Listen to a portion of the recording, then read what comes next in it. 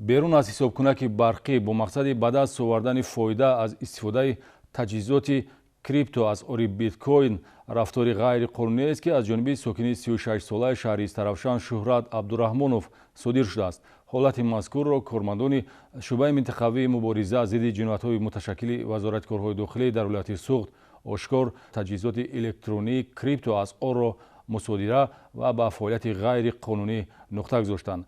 ҳамчунин дар ин бахш мо дар хусуси корбарии милитсияи Суғд ҷиҳати сарфакорӣ ва пешгирӣ аз талафоти барқ маълумот хоҳем дод. санҷиши ахбороти оперативӣ аз тарафи кормандони шӯъбаи минтақавии мубориза зидди ҷиноятҳои муташаккили вазорати корҳои дохилӣ дар вилояти Суғд кирдори нафареро ошкор намуд, ки берун аз ҳисобкунаки барқӣ бо мақсади ба даст овардани фоида аз истифодаи таҷҳизоти крипто аз ори биткоин 26 адад таҷҳизоти электрониро насб ва ба талафоти нерӯи барқ роҳ дода ба шабакаҳои барқӣ зарари молумулкӣ расонад. Рафтори ғайриқонунӣ дар ҳудуди шаҳри Истаравшан ошкор гардид.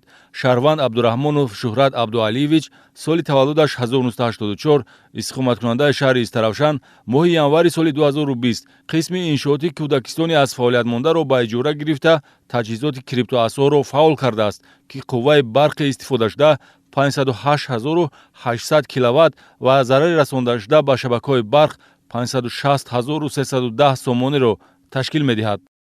Гуфта метавонед тахминан дар як моҳ таҷҳизотҳои шумо чӣ миқдор маблағи пулӣ ба шумо даромад меовард? ҳамин моҳи охир як рӯзда $40 маблағ меовард примерно, дар як моҳ $1200 мешавад. қувваи барқа шумо ройгон истифода мебурдед? ба таври пинҳонӣ тасарруф кардед. иморате ки таҷҳизотҳо насб шуданд ба кадом корхона тааллуқ дорад?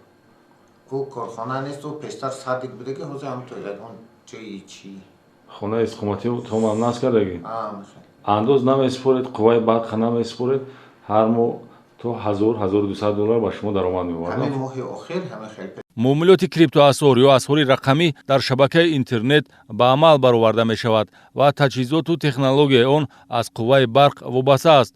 Шӯҳрат Абдурахмонов новбаста аз он ки даромад ба даст овард, давоми як сол ҳаққи қувваи барқи сарфшударо пардохт накардааст. боло гузоштани манфиати шахсӣ аз манфиатҳои давлату ҷомеа ӯро назди қонун ҷавобгар хоҳад кард. зеро тавре огаҳӣ дорем, расидан ба истиқлолияти энергетикӣ аз ҳадафҳои стратегие маҳсуб меёбад, ки дар баробари ҳукумати Тоҷикистон ва мақомотҳои давлатӣ бояд шаҳрвандон низ масъулият эҳсос намоянд.